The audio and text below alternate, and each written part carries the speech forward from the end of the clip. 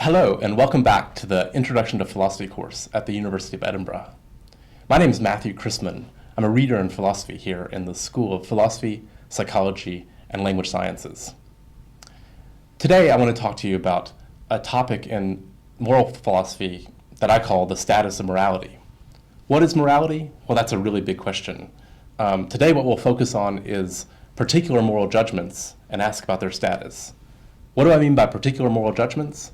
Well, I have in mind the everyday sort of judgments that we make when we think something like what Pol Pot did in the genocide was morally abhorrent, or giving to charity is a good thing to do.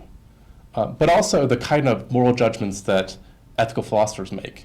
They make judgments that are a little bit more abstract. They say things like, an action is right insofar as it maximizes overall happiness, or one ought to always act in a way that one could will one's reason to be reasons for everyone else.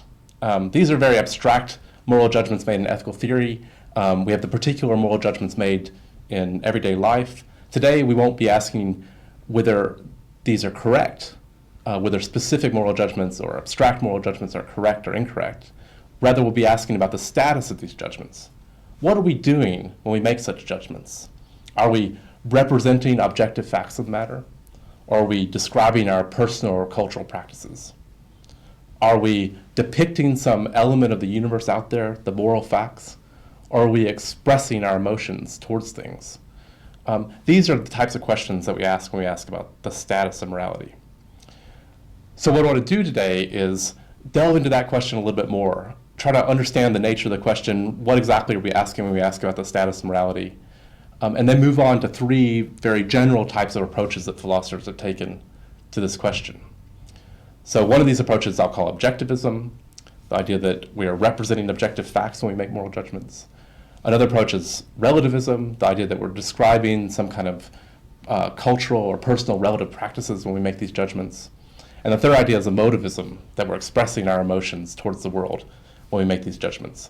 So those will be the three general types of theories we'll talk about today after I introduce the topic, and then we'll think a little bit about objections and replies to those theories. One more comment before we get into the issues. I'll be using examples of particular moral judgments as we go along, and I've chosen controversial examples on purpose. I want you to see through the controversy why it's important to think about the status of morality. So some of the examples will be controversial, and some of them you might disagree with. That's fine. Today's question is not whether these particular judgments are right or wrong, but what we're doing when we make these judgments. What is their status? So at a later point in the lecture, I'll ask you to come up with some examples of your own, and controversial examples are good. They help us to think about the status of morality. So today we're talking about the status of morality, the status of moral judgments. What are we doing when we judge that something's good or bad, right or wrong, virtuous or vicious? One way to get your heads around that question is to generate two lists and compare and contrast these lists. So what I want to do now is generate a list of empirical judgments, judgments about the empirically discoverable world, and a list of moral judgments, judgments about what's right and wrong, good and bad, etc. So one way to think about an empirical judgment is to think about something that was discovered, a scientific discovery. Here's a really famous scientific discovery. The Earth rotates around the sun.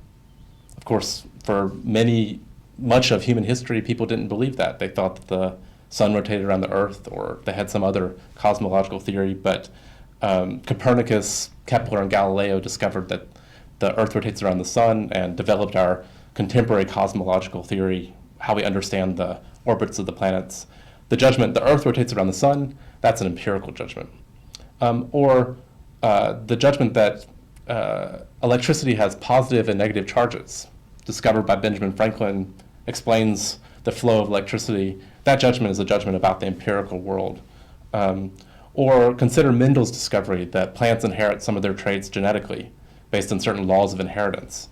That judgment, that plants inherit some of their traits genetically, is an empirical judgment about the empirical world. Or here's a final, more contemporary example. Recently it was discovered that the so-called God particle predicted by Edinburgh's own Professor Peter Higgs exists.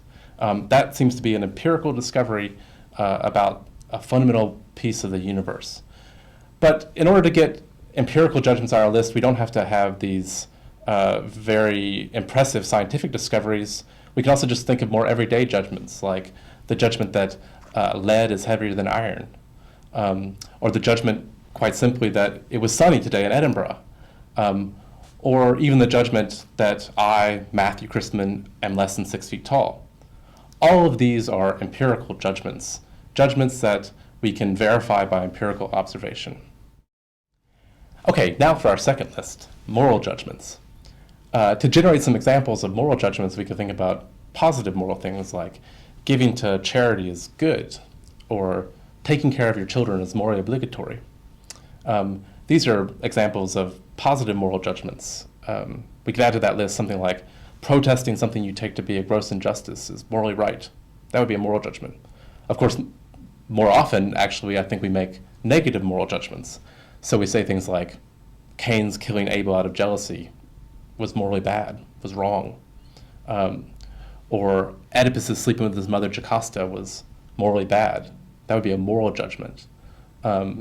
Or something like Pol Pot's genocidal actions during the Khmer Rouge regime in Cambodia was morally abhorrent. Genocide's morally abhorrent.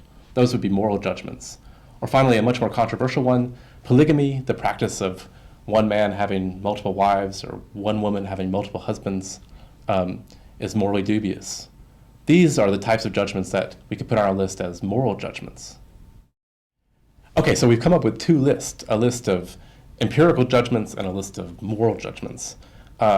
Some of the items on my list are quite controversial. So what I want you to do now is try to come up with some examples of your own.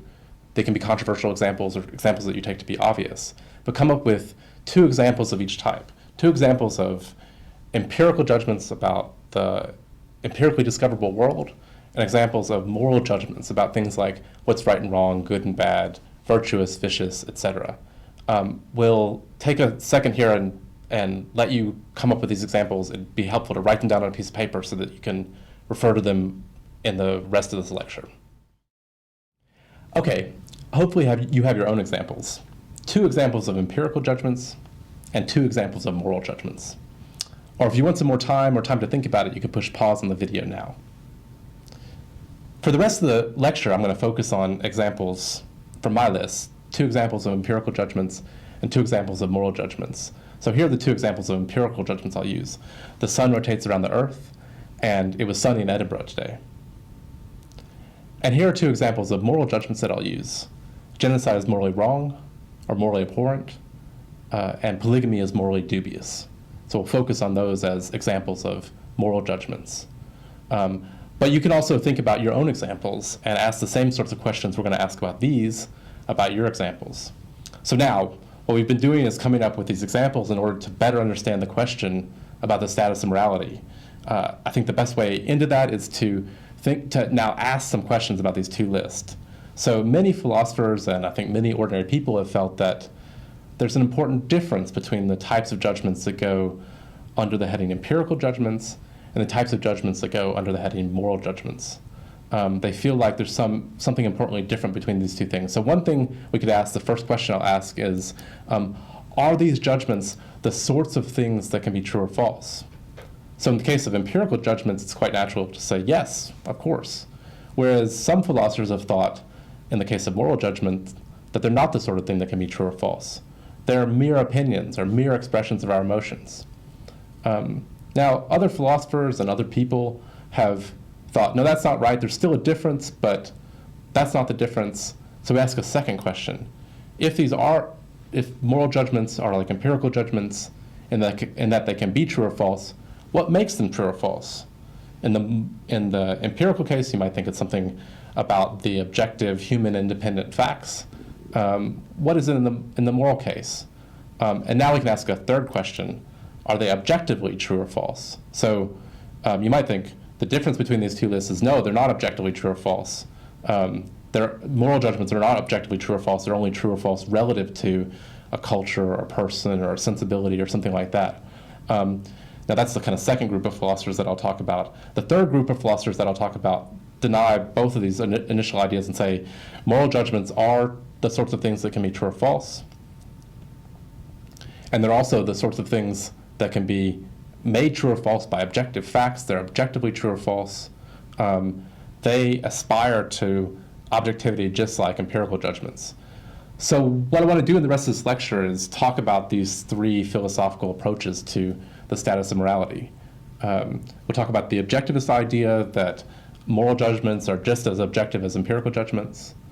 And then we'll talk about the relativist idea that moral judgments are importantly different than empirical judgments in that they're relativized somehow. And finally, we'll talk about the emotivist idea that moral judgments aren't the sorts of things that can be true or false. They are mere opinions or expressions of our emotions.